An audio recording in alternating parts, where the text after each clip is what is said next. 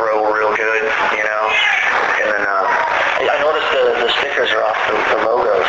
Yeah, because I had a peace offering from a dude who actually owns Matt Amp and not, you know. Okay. I'm gonna leave Homeboy's name out of it and stuff, but the dude I had a falling out with in the beginning, you know, who, yeah, he's just a con artist, dude. He tried to con the dude who owns Matt Amp in England, too. And, yeah, it turned into a big ordeal. So if I go on the internet and I type in green amp, it takes me to electric amp or something. Yeah.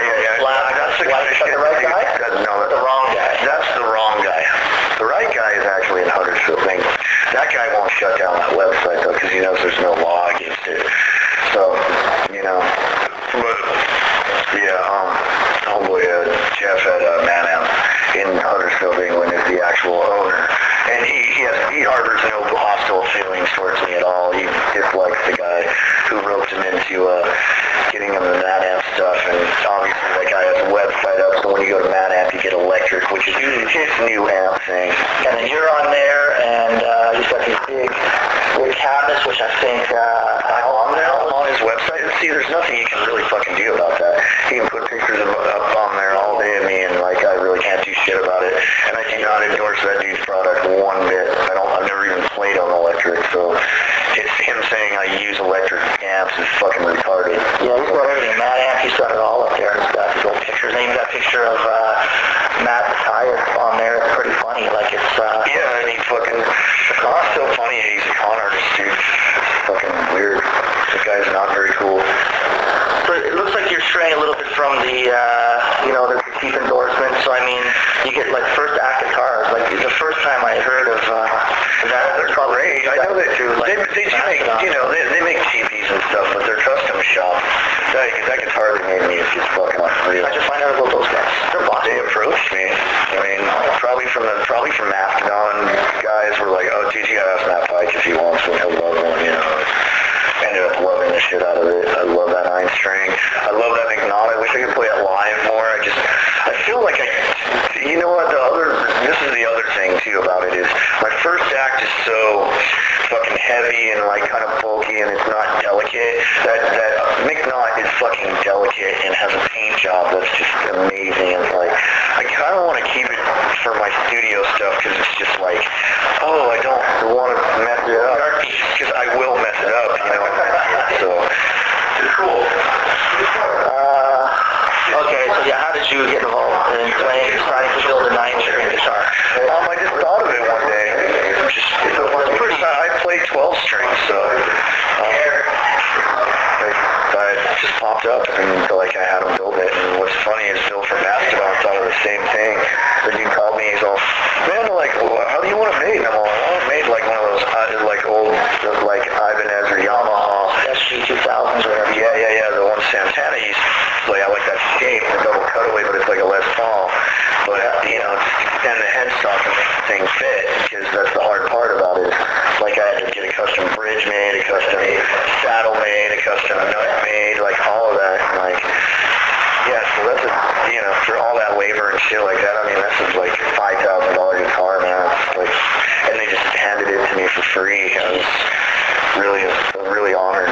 What's cool about that is that, there's just a lot of things happening, but it's all like a rehash. So, I mean, for a guy to come out of nowhere and the rock and roll on electric with a 9-string is like, that's pretty exciting.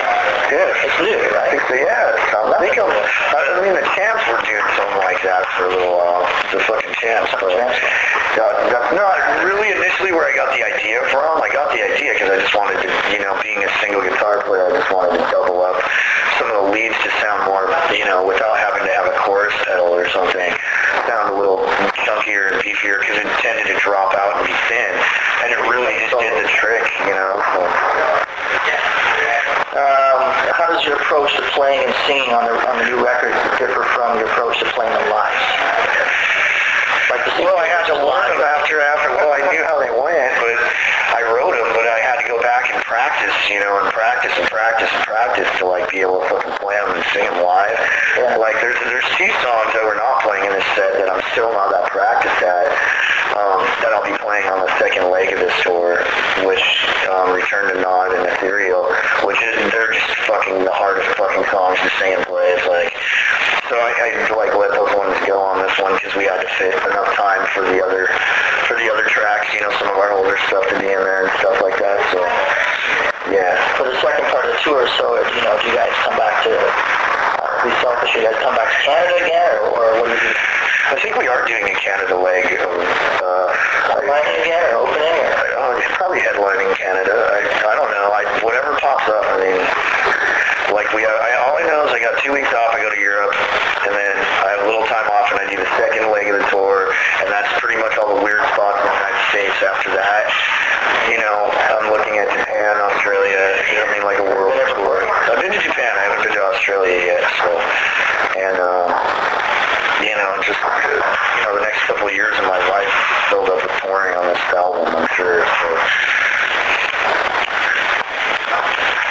Same studio rig for the live show. Sounds like you used the same thing. Matt, how did you get into the band, and what did you bring to the sound? Or someone like Joe or George or somebody? They all have unique tones and unique ways of playing. I mean, I've been really fortunate to have. I know it seems like we go through bass players really fast, but it really hasn't been a big personal thing. I mean, most of the issues are about how much we tour. And not everybody wants to fucking tour that much in their life. It's fucking really straining on your relationships at home. It's really straining on your body. It's really straining on you mentally. And being on tour that much, and finding very little comfort can make a person crack, and so... You gotta be a tour bus. Yeah. Oh, yeah, this is like the first time we've had our own, so every other time, like, we've been pairing with the band, it's not cheap, and and even with that, it's not all that comfortable, you sleep in this little bunk like a coffin size, so it's really hard to have sex in. So how did Jeff find his way to the band? Well, this is the thing. Like, when Joe stepped down, I was like, dude, I don't think I can do this touring as much anymore. Like, we were all going to write the new record with us, and he just wants to do the Thrones, that's his thing. And he gets to choose when he tours and what he does. And, it's got to be more comfortable for him. And Joe's a genius, and